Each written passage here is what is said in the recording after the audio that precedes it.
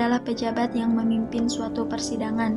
Kata hakim berasal dari bahasa Arab yaitu hakamu yang artinya aturan, peraturan, kekuasaan, dan pemerintah. Hakim memutuskan hukuman bagi pihak yang dituntut. Hakim harus dihormati di ruang persidangan, dan pelanggaran akan hal itu dapat menyebabkan hukuman. Hakim biasanya mengenakan baju berwarna hitam. Kekuasaannya berbeda-beda di berbagai negara. Secara normatif, menurut pasal 1 ayat 5 UU Komisi Yudisial nomor 22 tahun 2004, yang dimaksud dengan hakim adalah hakim agung dan hakim pada badan peradilan di setiap lingkungan peradilan yang berada di bawah Mahkamah Agung dan hakim Mahkamah Konstitusi, sebagaimana yang tercantum dalam UUD 1945. Secara etimologi, Bambang Waluyo SH menyatakan bahwa yang dimaksud dengan hakim adalah organ pengadilan yang dianggap memahami hukum, yang di pundaknya telah diletakkan kewajiban dan tanggung jawab agar hukum dan keadilan itu ditegakkan, baik yang berdasarkan kepada yang tertulis atau tidak tertulis, yaitu mengadili suatu perkara yang diajukan dengan dalih hukum tidak atau kurang jelas, dan tidak boleh ada satupun yang bertentangan dengan asas dan sendi peradilan yang berdasarkan Tuhan Yang Maha Esa. Memberikan syarat kepada seseorang hakim, diantaranya sebagai berikut. 1. Laki-laki yang merdeka, tidak mendapatkan hak untuk mengendalikan dirinya sendiri tanpa campur tangan orang lain dan tanpa bergantung kepada orang lain. Yang kedua, berakal, mempunyai kecerdasan. Hakim harus orang yang cerdas dan bijaksana agar memperoleh penjelasan dan menanggapi sesuatu yang skill. Yang ketiga, beragama Islam. Adapun alasan mengapa keislaman seseorang untuk menjadi hakim, karena keislaman adalah syarat untuk menjadi saksi atas seorang muslim. Karenanya hakim non-muslim tidak boleh memutus perkara kepada seorang muslim atau sekretur. Yang keempat, adil. Hakim harus terpelihara dari perbuatan-perbuatan haram. Kejujurannya harus dipercaya baik di waktu tenang maupun di waktu marah, dan perkataannya selalu benar. Yang kelima, hakim harus mengetahui segala pokok dan cabang-cabangnya. Hakim harus mengetahui segala pokok-pokok hukum dan cabang-cabangnya agar memperoleh jalan untuk perkara yang akan diajukan kepadanya. Yang keenam, melihat, mendengar, dan tidak bisu. Orang bisu tidak dapat menjadi hakim karena orang bisu tidak dapat menyebut putusan yang akan diajukan kepadanya. Demikian pula orang tuli tidak dapat mendengar keterangan dari para pihak, dan orang buta tidak dapat mendengar orang-orang yang berperkara.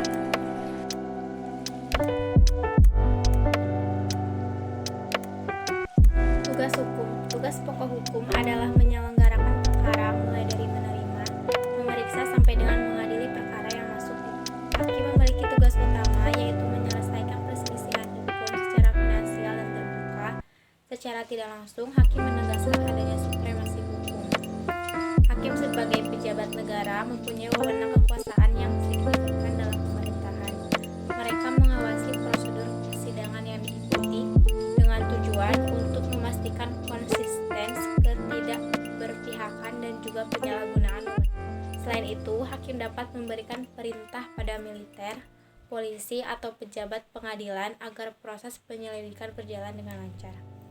Perintah dapat berupa penggeledahan, penangkapan, pemenjaraan, gangguan, penyitaan, deportasi, dan tindak kriminal lainnya.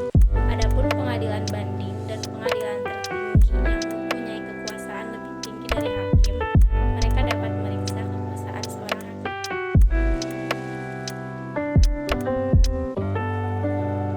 Fungsi. Tugas utama hakim adalah menerima, memeriksa, dan mengadili serta menyelesaikan semua perkara yang diajukan kepadanya.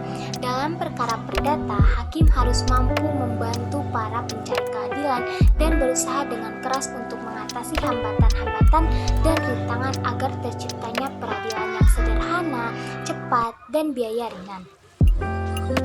Atribut hakim. Apa saja atribut hakim itu?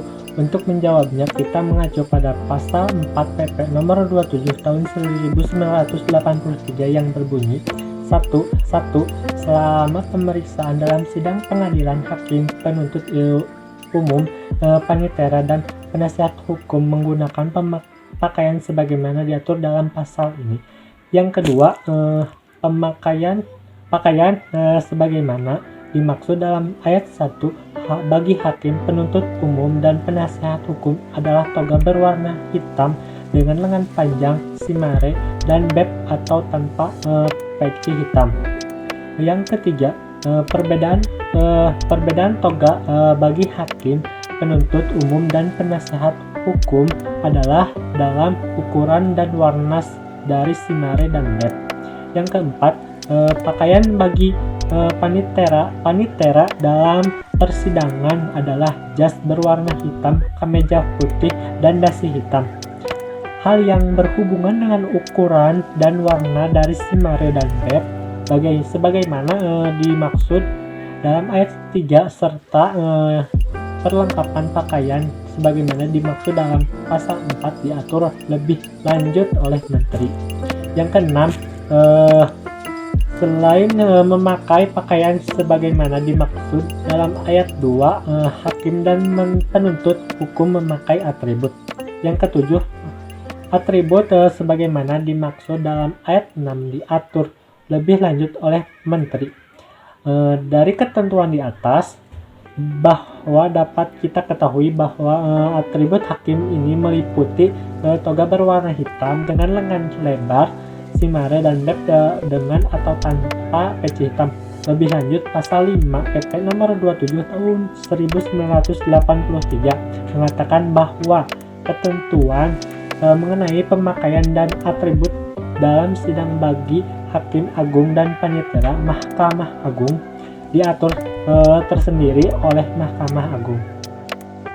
Prinsip-prinsip dasar kode etik. Adapun prinsip-prinsip dasar kode etik dan pedoman perilaku hakim diimplementasikan dalam 10 aturan perilaku sebagai berikut. Yang pertama, berperilaku adil.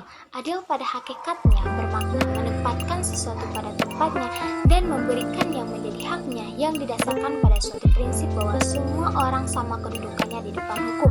Dengan demikian, tuntutan yang paling mendasar dari keadilan adalah memberikan perlakuan dan memberi kesempatan yang sama terhadap setiap orang. Oleh karenanya, seseorang yang melaksanakan tugas atau berprofesi di bidang peradilan yang memikul tanggung jawab menegakkan hukum yang adil dan benar harus selalu berperilaku adil dan tidak membeda-bedakan orang. Yang kedua, berperilaku jujur. Kejujuran pada hakikatnya bermakna dapat dan berani menyatakan bahwa yang benar adalah benar dan yang salah adalah salah. Kejujuran mendorong terbentuknya pribadi yang kuat dan membangkitkan kesadaran akan hakikat yang hak dan yang batil. Dengan demikian akan terwujud sikap pribadi yang tidak berpihak terhadap setiap orang, baik itu dalam persidangan maupun di luar persidangan. Yang ketiga, berperilaku arif dan bijaksana.